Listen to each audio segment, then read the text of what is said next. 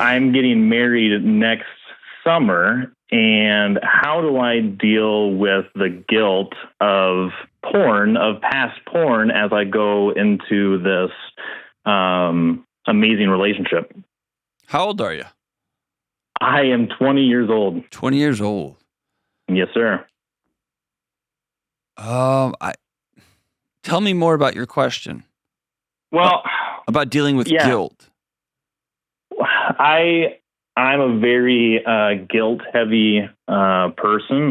That's just inherently how I am from a very young age. I've had a lot of responsibility put on me, and when I wouldn't do well with the things that were given to me, my parents would use guilt as a motivating factor. It's incredibly demotivating, so it doesn't work. Give me an example of a thing you were given to do that you didn't live up to the standard that your parents had. This is an ad for BetterHelp. I talk to hurting people for a living, and yes, I can help out folks in tiny chunks of time here on the internets, but often more help is needed. That's why I recommend people go to therapy. And if you're thinking about therapy, try BetterHelp. It's 100% online, so it's affordable and convenient. They've got over 30,000 therapists, and they're great at finding just the right one for you. Visit betterhelp.com/Delony for 10% off your first month. Give me an example of a thing you were given to do that you didn't live up to the standard that your parents had. Well, so there's a couple circumstances. So I'm the oldest of 5 kids, and the youngest 3 all have special needs. And there was multiple circumstances where I'd be 6, 7, 8, 9, 10 years old. It's been going on since I was really, really young. And my brother has a physical condition, so he can't do a whole lot. So I took care of him a lot, and sometimes he would still get hurt. Things would still happen. He has brittle bone disease, so he breaks bones really easy. So they basically gave me the responsibility of making sure that he didn't break bones. Okay, hold on. Uh-huh. That's insane. Yeah. No. I don't want you to hear that. I want you to feel that. That is an insane job to give to a 6-year-old or a 9-year-old or a 14-year-old. That's madness.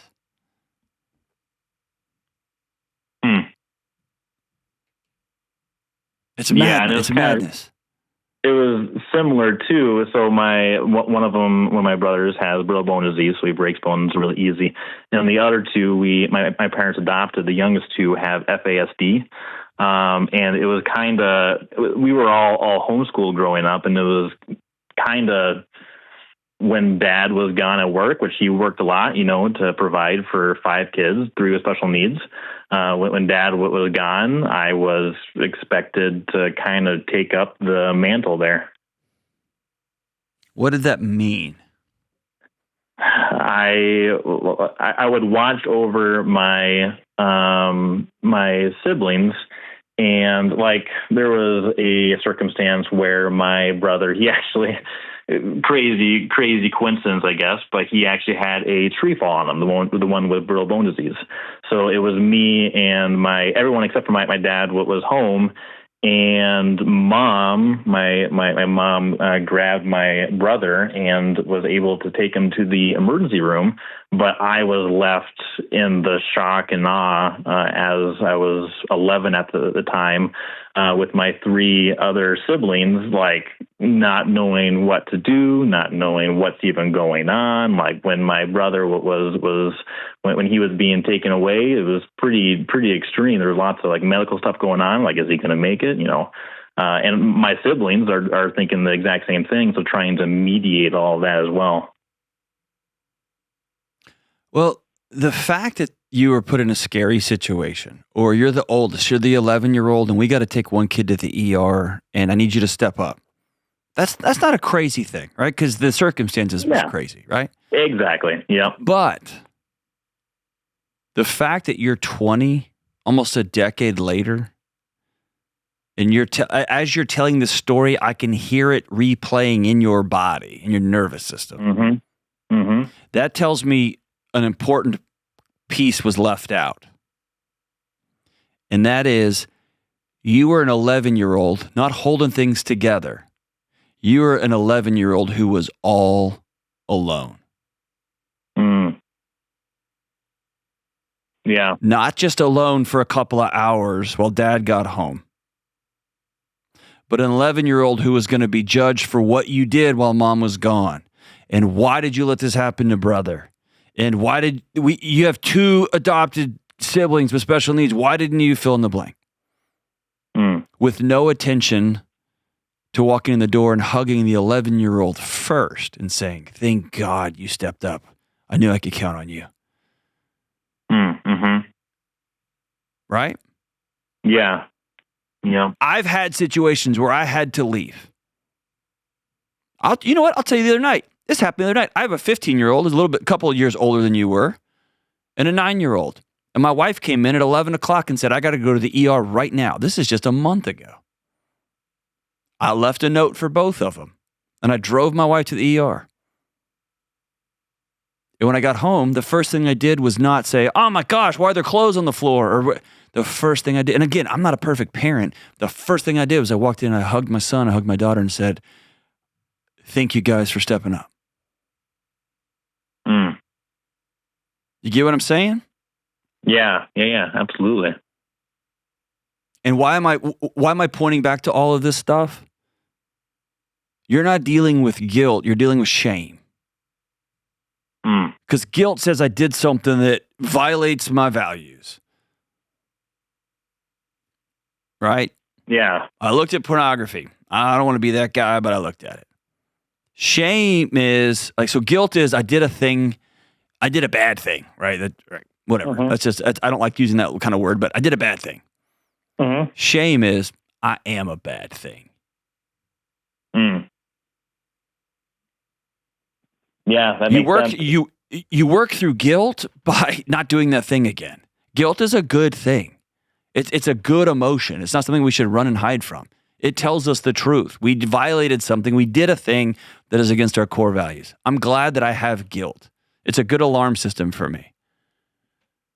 I shouldn't have said that thing. I don't want to be that kind of guy. I'm not that kind of guy.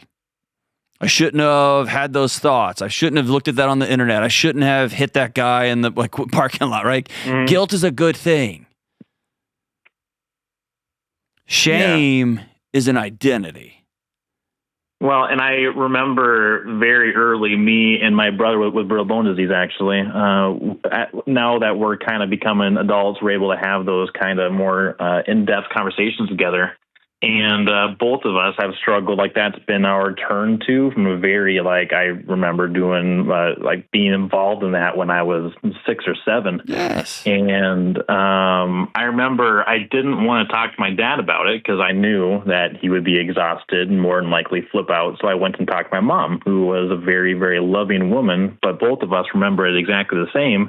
When we individually went and talked to my mom about it, for the first time, I've never seen my mom act so crazy before. And she started blaming us, coming and attacking us. She wasn't there. She was coming after my brother and I. And I remember after that, it was just that was a very big core memory, a defining moment. Okay. And so what you have to commit to doing is not passing that same level of fear and am I good enough questioning onto your new wife. Yeah. Gosh, how do I do that? You have to be really intentional. And it starts with you being honest and saying, if you haven't been already, these are conversations you'll need to have now because they're going to resurface in a million wild ways over the course of your marriage. Mm-hmm. If you enter into every conversation and every interaction, every tough situation with your fiancé in you might leave. If you really saw me and knew me, you would leave. That's actually, I was just talking, I'm good friends with my pastor at our church, and I was just talking to him on the way home from work today. And I was like, the part of the conversation is, man, my fiancée is feeling really, really distant. What did I do? What's going on? It just like, it immediately turned into fear. Because your mom left you, bro. Yeah. She just didn't kick you out of the house. When you went to her at the age of freaking 6 and said, I looked at something that made me feel gross inside. She said emotionally, get away from me. Yeah. And Dad just took off. Mm-hmm. And you've been walking around. That's going to happen. Yeah. And here's the thing. You're walking around all the time thinking you're not enough because the two people that were put on the planet to love you and be connected to you said, you're not enough for me. You're not enough for us. Yeah. So how can a 20-year-old look out into the world and see this beautiful woman he's asking to spend the rest of his life with and say, oh, she's going to buy it though? You don't even buy it. You don't think you're enough. Mm-hmm. And so the path forward is sitting down and being honest and saying, I don't know that I've fully told you the depth. The fact that you described your mother before you told me what happened, how she went after a 6-year-old for stumbling into pornography. The fact that she didn't hold your hand and say, oh my gosh, I completely let you down. It's my job to keep you safe from that kind of trash when you're 6 or 7. I failed you. And by the way, boobs are awesome. And you're going to always be curious, and there's nothing wrong with you for wanting to look. But there's a time and a place for it. And this isn't healthy. It's not good. Yeah. The fact that wasn't the conversation, it was you're gross, you disgust me, get out of my... So you sitting down with your fiance and saying, hey, look, I'm still to this, here's the programming I've got that I'm not enough. And the way I have tried to feel alive in my own skin is through pornography, and I'm done with that. I'm going to trip up and I'm going to stumble. I'm going to feel guilty because guilt is right, because I've set a value for myself and I've tripped over my own values. Mm-hmm. But I need you to know there's going to be times when I need you just to put your hand on my hand, to put your forehead on my forehead. Because I've got it wired into my nervous system that the people closest to me are going to leave because I'm not enough. Yeah. And she might say, actually, I've been meaning to talk to you, and y'all need to have that conversation now. Or she's probably going to say, I said I would marry you. I'm never going to leave. I think you're enough. Mm-hmm. And by the way, beginning to believe and learn that I am worth being loved, and those two people didn't do a good job at all, but I am worth it. You have work to do. You can't just sit in a room and imagine what happens next. It's your job to go find mentor relationships because you can't rely on your parents. Mm-hmm. And we're not going to cut them off. I'm still going to show up at Thanksgiving, but they don't get a vote anymore. Yeah. It's my job to go show up and do the work when it comes to my professional work, to my academic work. I'm going to make good grades because that's the kind of guy I am, because I'm worth that. Yeah. I'm going to exercise because I'm a guy that's a good steward of my body. You get what I'm saying? I'm going to start changing the identity, and then I'm going to backfill that with action. Yeah.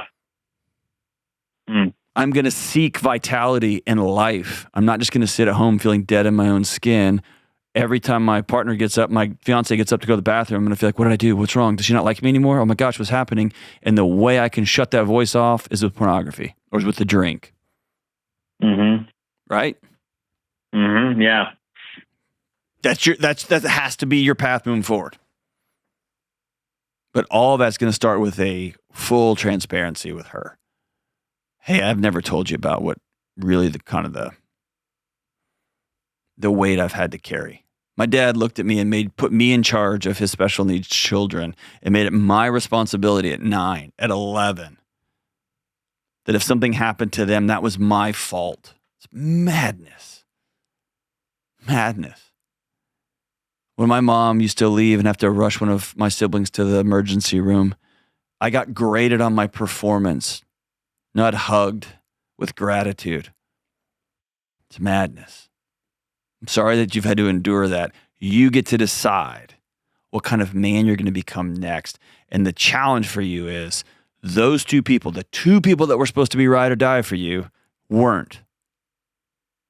But you've got to have men and women that are out ahead of you that are ride or die with you. And you're going to have to go seek them out, and you're going to have to be really courageous and trust again. Be honest again.